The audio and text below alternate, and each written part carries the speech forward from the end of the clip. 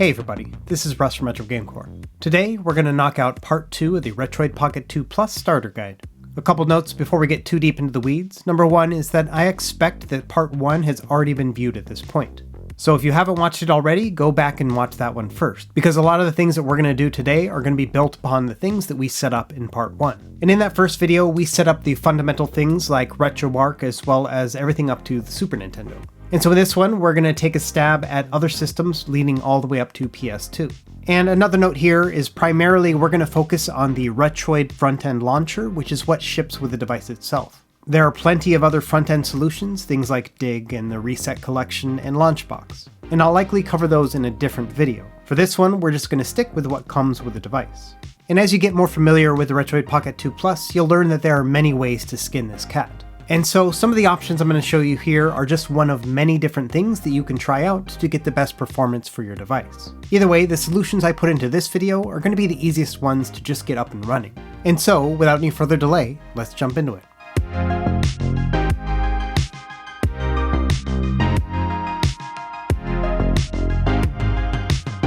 Now in the first video I also showed you how to load all your ROMs onto an SD card, and these are the file types that I recommended using. Now many of the emulators that are available on the Retroid Pocket 2 Plus do not require these specific file types, but I found that these file types in particular work the best with the Retroid launcher. For example, if you want to use bin and Q files with the PS1, those will work with the Retroid launcher, but it will show both the bin and the Q files. And so after scanning, what you'll have to do is go into the launcher and remove every bin file. And if you have some games that have multiple bin files, that can become a pain. And so if you have access to CHD or PPB files, they're going to be a lot easier to use for PS1. But again, like I said, many ways to skin this cat, but these are the ones I recommend if you're going to be using the Retroid front-end launcher. Another thing that people have asked me about is they'll get a pop-up every time they insert the SD card and it'll ask them to set it up.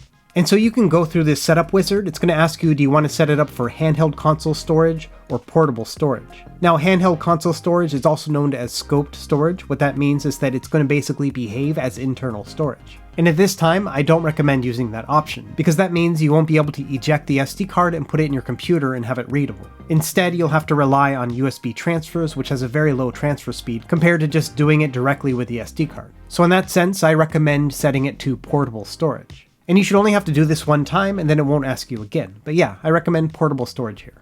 Now unfortunately, the Retroid launcher doesn't have a Sega Genesis section, and so because of that, you're not able to use it in that launcher. And so today I'll show you real quick how to use it in RetroArch instead. Now before we get started with that though, I want to clean up the RetroArch interface just a little bit. There's more sections than we need right here. And so it's very easy to hide some of these things to make the navigation a little bit easier and cleaner. You just need to go into Settings, and then User Interface, and then Menu Item Visibility. And there's a couple things that I would recommend turning off. For example, the Explorer section, the Favorites section, Images, Music, and even NetPlay, unless you plan on using NetPlay. So yeah, I recommend turning off all of those, and then going back to the main menu and selecting Configuration File, Save Current Configuration. Now let's quit out of RetroArch and jump back in, and we'll see that it has a much cleaner interface now. Alright, so now let's actually add a playlist. There's a couple ways to do this, but we're going to do the manual scan because that gives us the most flexibility and it's guaranteed to work. Now there's a few things we need to configure here. First thing is the content directory. We need to pick the folder where the Genesis games are. So that's going to be under Storage, and then a bunch of numbers which indicates your SD card, then down to Games, and then for me I put it in a folder called Genesis. Then select Scan this directory. Under System Name, just scroll down until you find Sega Mega Drive Genesis. And then under Default Core, you're going to want to use the Genesis plus GX core. And for most console games, those are the only things you need to set up, so all you have to do from there is just go down to the bottom and select Start Scan. It'll take a second to scan through your games, and then you can back out and check the playlist. And as you can see, it now has all of my Sega Genesis games. Now let's say you want a little bit of fancy box art to go with these. Well, that's pretty easy to set up too. Go into the main menu, then Online Updater, and then select Playlist Thumbnails Updater. From there, pick the Genesis playlist, and then it'll take a minute, but it'll scan through all those files, and if the file names matches what they expected to see, then it'll download a box art for it too. Now to make these a little bit easier to look at, especially on a small screen like this, I recommend going down into the User Interface section under the Settings, then go to Appearance, and then select Left Thumbnail, and then Box Art. Now, if we go back into the playlist, we can see that the box art is there. Now, not every game has box art, and a lot of that has to do with the naming that I used with my own games. But for the most part, if you use that no intro naming convention, you'll see all of your games. So once you're happy with that setup, go back and save your current configuration like we've shown earlier, and then start playing some games. And this is how you're going to get in and out of your Sega Genesis games. It's not the most elegant solution in the world, but it will load up pretty quickly. And you can have multiple playlists, for example, Sega CD and Sega 32X, and so on. One note for Sega 32X is that it needs the Pico Drive core, not the Genesis Plus GX core. And I have all this information in the written guide, which you'll find in the video description. Anyway, that's a down and dirty version of getting Sega Genesis working on your device. So let's jump into Sony PlayStation. Now this one's unique because there are two different ways that we can emulate games, and both of them work pretty well on this system. If you go into the edit section, you can see that DuckStation is the default emulator here. We're going to actually try out the RetroArch one first, the PCSX rearmed core instead. So I'm going to save that one first. And much like with the previous video, we're going to set that game path and scan all the games and everything else like that. And there you go, you can see I have my whole PS1 library here. And a couple of these didn't scan the box art correctly, but I show you how to do that in the previous video. Let's move on to gameplay first. So the first thing we need to do when opening up PS1 on the RetroArch system is we need to make sure that we don't have any filters turned on. If you remember, we turned on filters in the previous video. So you want to go into the settings, and if you do see a filter applied here, just select Remove Video Filter. Next, we want to make sure we save those changes. So we'll go into the quick menu, and then we'll go into overrides, and then save core overrides. That means from now on, it won't load any filters when we try to run a PS1 game, which will help with performance. And there we go. That's actually the easiest way to set up PS1 on the Retroid Pocket 2 Plus. Now in previous videos, you may have seen me recommending to go into RetroArch and selecting enhanced resolution for PS1 games and this core in particular. The issue is that option is only available in the 32-bit version of PCSX rearmed, and we're using this 64-bit version here in RetroArch. And so unfortunately, this RetroArch core cannot be upscaled beyond 1x resolution. It still looks fine on a 3.5-inch screen like this, but if you really want 2x resolution, your best option is going to be to use the DuckStation emulator instead. So let me show you how to set that one up. First thing, we're going to go into the edit section here, and then we're going to change the emulator from RetroArch over to DuckStation. And now, go back into your apps, and then open up the DuckStation emulator on its own. It's going to ask you to allow access to photos, hit OK. It's going to give you an updates note, which is going to say something about rebinding your controllers. So let's bind those first. We're going to go into port 1, and then under the binding section, just go ahead and map all of your buttons. This is very self-explanatory. Once that's done, hit that save button on the top right, and it's going to ask you to make a profile name. You can name it whatever you want. For example, I wanted to use PSX, but it auto-saved to PAD, and honestly, that kind of works too. Next, we need to set up our BIOS files for DuckStation. What you can do is go into the left menu and select Start BIOS. It's going to ask you to identify where your BIOS files are, and so then you can go into your disk, and then into your game section, and then find your BIOS folder, and then find an appropriate BIOS file. Now I put a list of recommended BIOS files in my written guide, but typically for PS1, I like to use one that's called scph1001.bin. Anyway, once you've added that and selected it, you should be good to go to start playing games. So back in the menu, we're going to start up Tekken 3. And the first thing you'll notice is that there's an on-screen overlay of all the buttons, and personally I hate seeing those, so let's get rid of those first. We're going to hit that pause button on the top right, and then there's another controller icon on the top right as well. Now in here, there's one that says Auto Hide Touchscreen Controller. Just go ahead and turn that on. And while we're in here, let's make a couple other settings changes too. So we'll hit the little settings cog, and then under the display tab, if you scroll down a bunch, it's going to have options to turn on some overlays. And that way you can see things like emulation speed or frames per second. Go ahead and turn on any of those you want, or none of them at all. It's all up to you. And so here we go. Now we're set up with 1x resolution PlayStation. The controls are all working fine. And we also don't have to deal with that touchscreen controller overlay. But say you're playing a game and you think to yourself, well, I want to have better graphics. So let me show you how to make a 2x resolution. You just go ahead and go back here, go into that settings cog again, and then go under enhancements. And then there's going to be a resolution scale option. From there, you can select 2x resolution. Now just bear in mind that this does have a performance cost. For example, with Tekken 3 here, I'm getting quite a bit of slowdown as I'm playing. But with other games, the 2x resolution will work just fine. So that's really going to be something that you can experiment with and find what works best for you. Now, before we move on, I want to talk about analog controls with the PS1. By default, the only way you can control your characters are going to be with the D-pad. The analog sticks aren't going to work on either emulator. And this subject is kind of complicated, but let me walk you through it real quick. First thing, we're going to go back into the settings. We're going to hit that control pad again. And then under port 1, you can see there's different controller types. By default, it's going to be the digital controller, but you can also set it to the DualShock controller instead. Now, if you scroll down in the mapping section, you'll see that there's an ability to map the left and right analog sticks. So this is pretty easy. All you have to do is tap on it and it's going to ask you for the x-axis, so you press left or right. And then it'll ask you for the y-axis, you can press up and down, and then you can do that for both the left and right analog sticks. And now the left analog stick is going to work on games that support the DualShock controller. But the thing is, the majority of PS1 games did not actually support the DualShock controller. That came out later on in the PlayStation 1's lifecycle. And so sure, later games like Spyro Year of the Dragon here, they do support the DualShock controller and you're good to go with dual analog controls. But with other games that don't support it, in DuckStation you won't be able to actually use analog controls. However, that is something that's pretty easy to set up in RetroArch, so let's do that instead. So same thing here, by default the analog sticks are not going to work at all in PlayStation 1. But we've got a couple different options in the menu. So we're going to press Select and X to get into the quick menu, and then we're going to go down to the Controls section. And within here, we're going to select Port 1 Controls, and then the first option is going to be Device Type. Here we can change it from Standard to DualShock. Now if we go back into the game, the DualShock controls work. But again, this is only going to work for games that support DualShock controls. So let me show you how to set that up for any game in RetroArch if you want to use it that way. Again, we're going to go back into the quick menu, and then back into Controls, and then Port 1 Controls again. We're going to change this back to the Standard controller type, and then right below it, it says Analog to Digital Type. We'll change that to Left Analog. What this basically means is that the left analog stick is now going to mirror the controls on the D-pad. So you can use either the D-pad or the analog stick to give those same cardinal points. Now this isn't going to be a true analog control scheme like the DualShock was, but this is a really easy way to use the analog stick with any PS1 game. And yeah, so for the games that support DualShock, I totally recommend that you save it that way. But if there's a game that you want to use an analog stick with that didn't support DualShock, that's the way you set it up.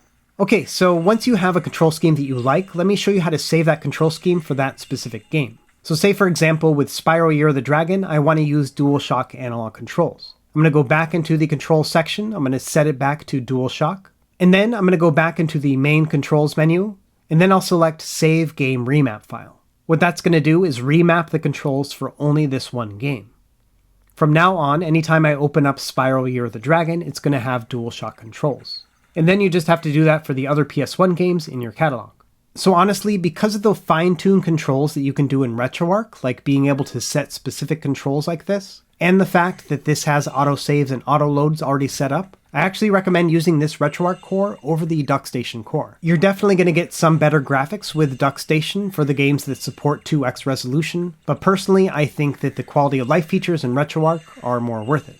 Alright, let's move on to Nintendo 64. First thing we're going to do is go into the standalone Mupen Plus FZ app and set everything up here first. First thing I'm going to do is set up my file directory. You just press the plus button on the bottom right, and then select folder, and then navigate to your Nintendo 64 folder. Back into my games folder, then Nintendo 64, and then hit select. It'll take a minute to scan through all the files and then download all the box art. But there we go, now we have all of our games in here as well. Now we're going to go into the left menu here, and then we'll go into settings, and then let's go into display. It already is set to 640 by 480, which is the recommended resolution for this screen. But you can also scroll down and find the frame rate option. I like to have mine on the top right, and you definitely don't need this, but if you want it, this is how you turn it on.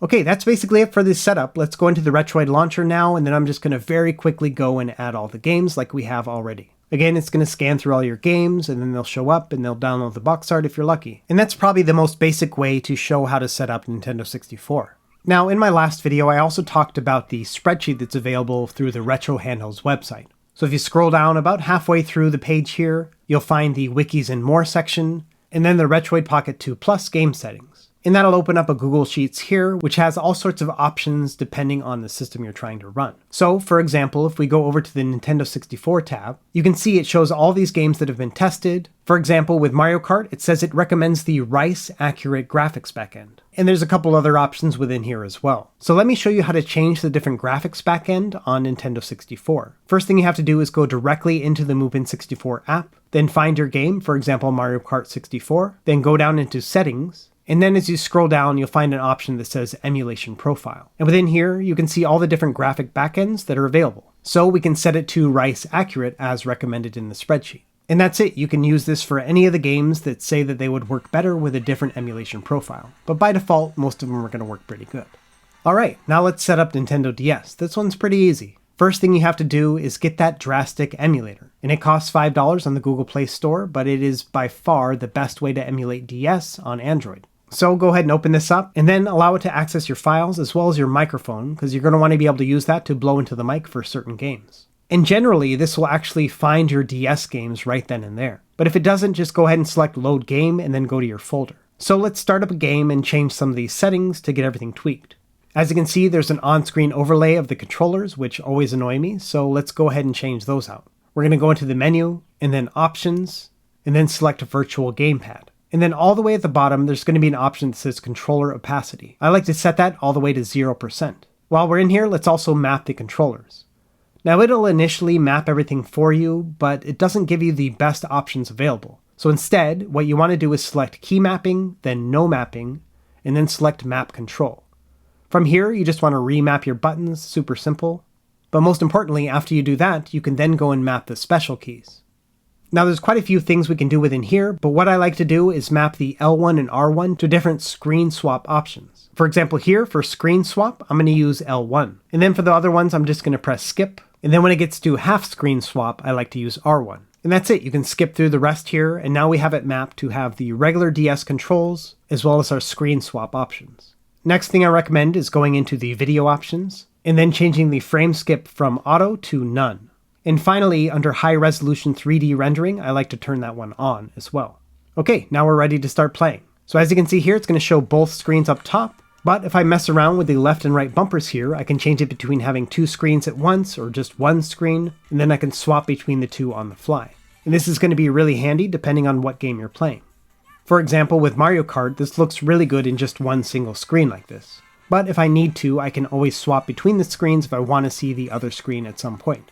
And really, that's about it when it comes to DS. The touch controls should work out of the box, and this is just a really good emulation option when it comes to this system in particular. Alright, let's move on to Sega Saturn. Now like with Sega Genesis, Sega Saturn isn't available in the Retroid launcher, so we're going to have to use this exclusively in the standalone emulator. So like with the other apps, you need to give it access to your files, and it's going to ask you if you want to sign in and use like cloud saving, things like that. We're not going to do that. Now initially it's going to say that you have to save everything on the internal storage, but I recently learned that you don't have to do that. If you go into the settings section, you can actually set up your directory, and you can delete the other ones and then set it to the file on your SD card. So we're going to do that right now. We're going to back up to the storage folder, pick the SD card, then we're going to go to Games, and then select Saturn. From there, we choose Select Directory, and that's really about it. It does have a BIOS section, but we'll get to that in a minute.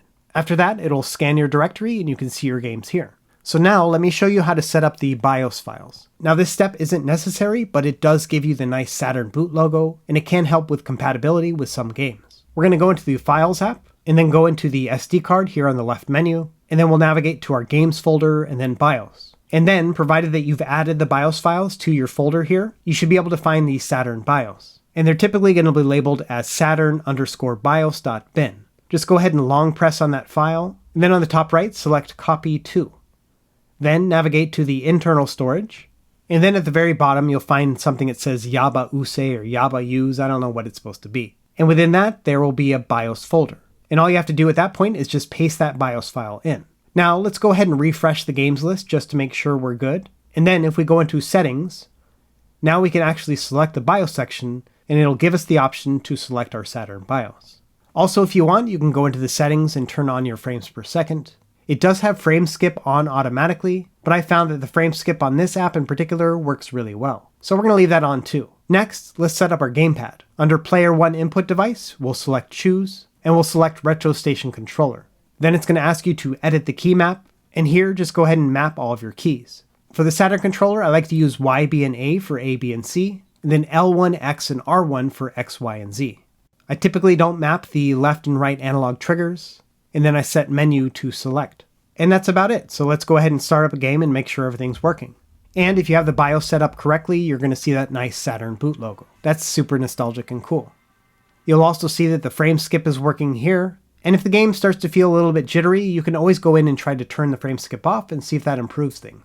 But in general, that's all the changes I make to the Saturn settings. You can upscale the resolution, but it's going to take a heavy hit on performance, and I think it looks just fine like this. So now let's move on to Sega Dreamcast. Now thankfully this one does work in the Retroid launcher, and I recommend using the standalone Redream emulator, which is one of the ones you can pre-install. I'm going to zoom in a bit because the text is so tiny, but it will give you an option to upgrade to premium, and I've already paid for the premium version with my Google Play Store account. So all I have to do here is just hit the upgrade to premium. It's going to go back and find my account and then verify that I have paid for it. So now we need to set up our games directory. We're going to go into library and then add directory. And then we want to scroll all the way down until we find our SD card. It'll be under storage and then a bunch of numbers. Same thing here, we're going to go to games, then Dreamcast, and then select that directory. And with any luck, it's going to find all of your games and then also download all the box art for it. It might take a minute, but usually it works every time. Okay, so now let's map our controller. We're going to go into the input section and then port A. And in here, most of the buttons are going to work fine except for your A, B, and X, Y. Those are all going to be swapped on this controller.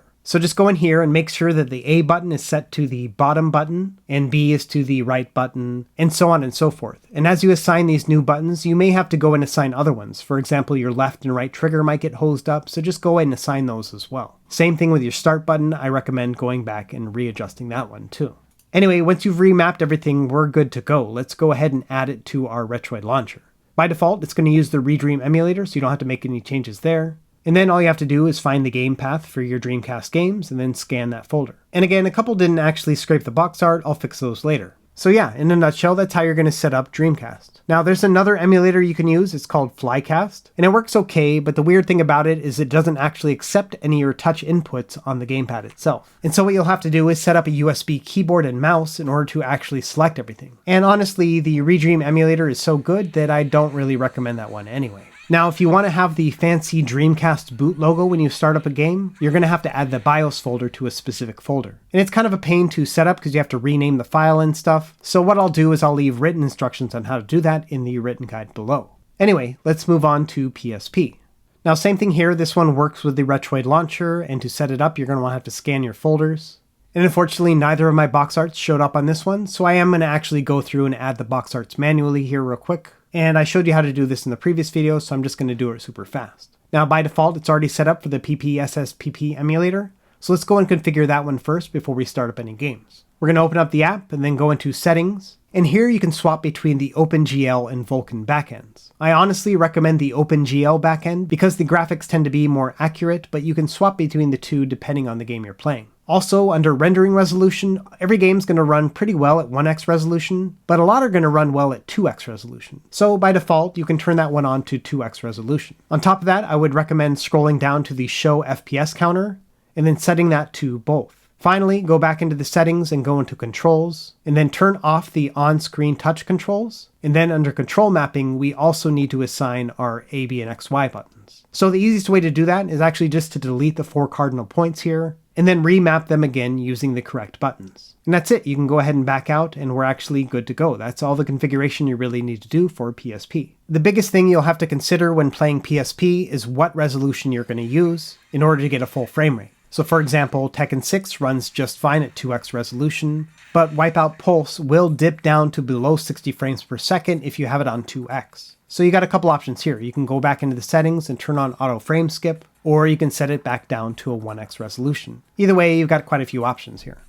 Alright, real quick, I'm going to talk about arcade and Neo Geo games. Now, this is a very complex subject, and it would take me an entire video just to cover everything, and that is something that I'm considering making an independent video for. But for now, I'm just going to show you a really down and dirty way of setting up arcade on the Retroid front-end launcher. First thing you want to do is make sure you have the correct ROM set downloaded as well as the right emulator core installed as well. In both instances here, I'm going to use Final Burn Neo. And so because of that, in the MAME section here, I'm actually going to change the emulator to Final Burn Neo as well. And then same thing here, I'm going to scan the directory, so I'm going to find my Final Burn Neo section, and then scan all my games. Now this is where the trouble comes in. The first thing is that most arcade games just use a weird acronym .zip, and unfortunately the Retroid launcher doesn't parse out those names. So you have to know which name means which game. So for example, Cadillacs and Dinosaurs is under the name Dino. But once you have those figured out, it's pretty easy to navigate through. Unfortunately, it won't scan all of your box art, so you'll have to add all those manually too. So this is going to take you quite some time to get set up and looking at least somewhat nice. And it's the exact same process for Neo Geo games. And then you can go in here and set your emulator. I would select Final Burn Neo again if that's what you're using for Neo Geo games. And then as always, go through and set your game path. And it's going to be the exact same result. You're going to have these weird abbreviated names, and you have to figure out which name corresponds to whatever game. So yeah, like I said, this one's pretty complicated, but at the very least, instead of just leaving it out of the video altogether, I did want to at least show you how to get the games up and running. So let me know in the comments below if you are interested in seeing arcade setup for the Retroid Pocket 2 Plus. Okay, now let's move on to the two systems that everyone wants to know about, but unfortunately don't work very well, and that's GameCube and PS2. We'll start with GameCube first. Now, if you remember with my recommended file types, in addition to recommending ISO files, I also wrote for PS2 and GameCube that I recommend using PAL ROMs. And that's because ROMs from the PAL region had an option of running at 50 frames per second. And since the Retroid Pocket 2 Plus had such a hard time playing these systems, it has an easier time getting to 50 frames per second than it does 60. And so, if you use PAL ROMs, you're going to have better performance across the board. But that being said, not every single PS2 and GameCube game had a PAL version, so you might be limited in that regard. Now, if you also remember, in my first video, I recommended that you go into the GameCube section and then download a specific community configuration file. And I also had you put those two INI files in your GameCube folder. So I'm going to work under the assumption that you've already done that from the previous video. Now, all we have to do is set up the GameCube section. First, we're going to go into the Dolphin MMJR2 app, and then allow it to access your files. It's going to ask you to check for updates on startup. You can hit yes or no, doesn't really matter. And then we're going to hit the plus button on the bottom right to find our game files and add them here.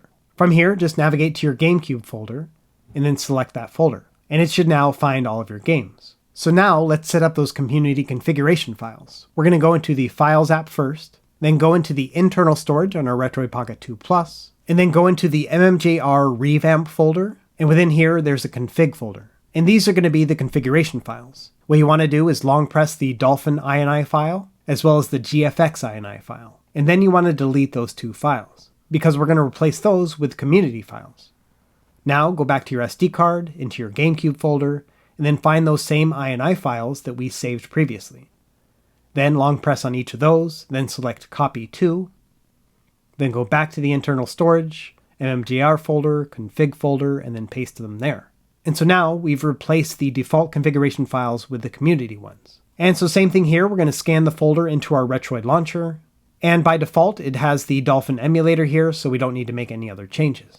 And so let's start up a game here and see how it runs.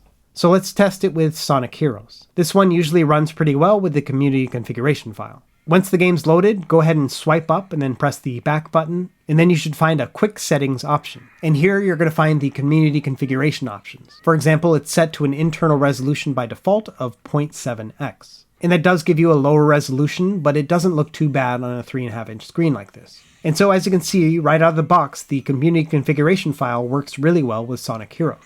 So in that sense, what I recommend doing is testing out your games and of course checking out that community spreadsheet to see which games work best and under what settings. And that's really in a nutshell how you get GameCube working on your device. So now let's move on to our final system, PlayStation 2. And so to start, let's set up the Ether SX2 app. You can go through the welcome page, then the FAQ, but under the settings option, scroll down until you find the fast, unsafe defaults. Go ahead and select that and hit next. Next, it's going to ask you to import your BIOS.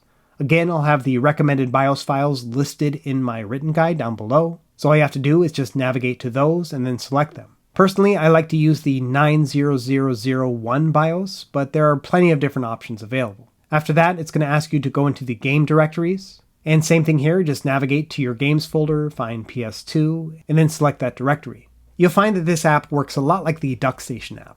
After that, you'll get some update notes, and it'll ask you to rebind your controller, much like it did with DuckStation. So same thing here, we're going to go into port 1, and then just go through here and quickly rebind all of your buttons, much like we've done for other apps.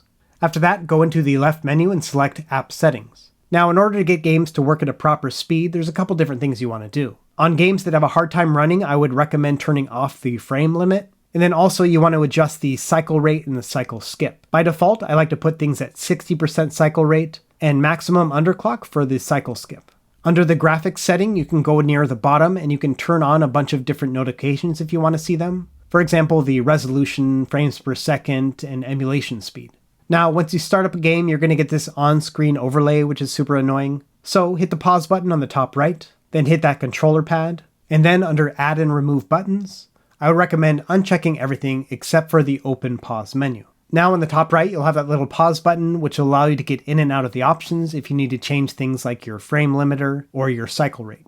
Okay, so I'm just going to skip over the whole adding to your PS2 library, but at this point you definitely know how to scan a ROMs directory. But one thing I want to make note of, if you try to launch a game here, it won't actually launch the game. What it'll do is just take you to the Ether SX2 front menu. So no matter if you pick Kingdom Hearts or Hot Shot Tennis or Final Fantasy X, it's just going to take you back to that front menu, and then you have to select the game there. Not a big deal, but I just wanted to make you aware of that. And in general, I wouldn't expect incredible PS2 performance, but there are quite a few games that do run at decent speeds. And of course, I recommend consulting that spreadsheet to see which games work best and under what settings. Okay, before we wrap up, 2 quick notes that I want to make. One thing is that in my Retroid Pocket 2 Plus review, I mentioned that Dead Cells was illegible. Well, it turns out there is a way to fix that. And it's hard to navigate because you can't see anything, but you want to select the settings one, which is the second option here. And then video, which is the second option here too. And then finally on the second option here, it's going to have high resolution. So once you turn that on, you can actually start reading the text. It's going to be super tiny, but all the same, you can actually see things now. Once you have that set up, I would recommend going into the controller section and then remap your A, B, and XY, because in this game, they will be swapped as well. And it's weird because when you press down on the button, it's going to show you the opposite button in the menu itself. But either way, once you've remapped them to the appropriate buttons, they should work okay.